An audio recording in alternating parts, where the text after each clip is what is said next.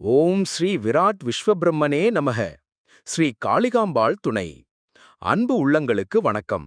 மனுஷாலயா சந்திரிகா, ஆன்மீகம் மற்றும் வாஸ்து. நம்முடைய வீட்டில் மகிழ்ச்சியும் செல்வமும் நேர்மறை ஆற்றலும் பாசிட்டிவ் எனர்ஜி எப்போதும் நிறைந்திருக்க வேண்டும் என்றுதான் நாம் அனைவரும் விரும்புவோம்.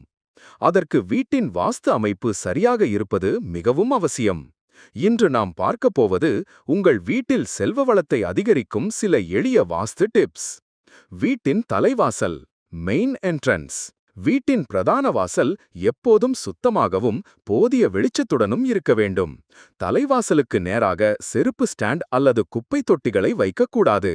இது லக்ஷ்மி தேவி வீட்டிற்குள் வருவதை தடுக்கும் என்று வாஸ்து சாஸ்திரம் கூறுகிறது. சமையலறை கிச்சன் அமைக்கும் திசை. வீட்டின் சமையலறை எப்போதுமே அக்னி மூலை என்று சொல்லப்படக்கூடிய தென்கிழக்கு சவுத் ஈஸ்ட் திசையில் இருப்பதுதான் ஆகச்சிறந்தது. சமையலறையில் தண்ணீர் வைக்கும் இடமும் அடுப்பும் அருகருகே இருக்கக்கூடாது. படுக்கையறை ரகசியம். குடும்பத் தலைவரின் படுக்கையறை வீட்டின் தென்மேற்கு சவுத் வெஸ்ட் திசையில் அமைய வேண்டும். தூங்கும்போது எப்போதும் தெற்கு அல்லது கிழக்கு திசையில் தலை வைத்து படுப்பதுதான் உடல் ஆரோக்கியத்திற்கும் நிம்மதியான தூக்கத்திற்கும் நல்லது. வடக்கே தலை வைக்க கூடாது. செல்வத்தை ஈர்க்கும் குபேர மூலை. வீட்டின் வடகிழக்கு நார்த் ஈஸ்ட் பகுதியை எப்போதும் கனமான பொருட்கள் எதையும் வைக்காமல் லேசாகவும் சுத்தமாகவும் வைத்திருக்க வேண்டும்.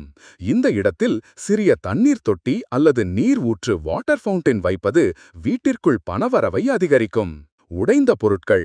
வீட்டில் உடைந்த கண்ணாடிகள், பழுதடைந்த கடிகாரங்கள் அல்லது ஓடாத மின்னணு பொருட்களை வைக்கவே கூடாது. இவை வீட்டில் எதிர்மறை ஆற்றலை உருவாக்கி மன உளைச்சலை ஏற்படுத்தும்.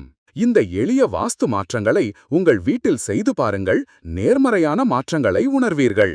இது போன்ற பயனுள்ள ஆன்மீகம் மற்றும் வாழ்வியல் டிப்ஸ்களை உடனுக்குடன் தெரிந்து கொள்ள நமது மனுஷாலயா சந்திரிகா ஆன்மீகம் மற்றும் வாஸ்து சேனலை உடனே சப்ஸ்கிரைப் செய்யுங்கள். மறக்காமல் லைக் பட்டனை அழுத்துங்கள். நன்றி, வணக்கம்.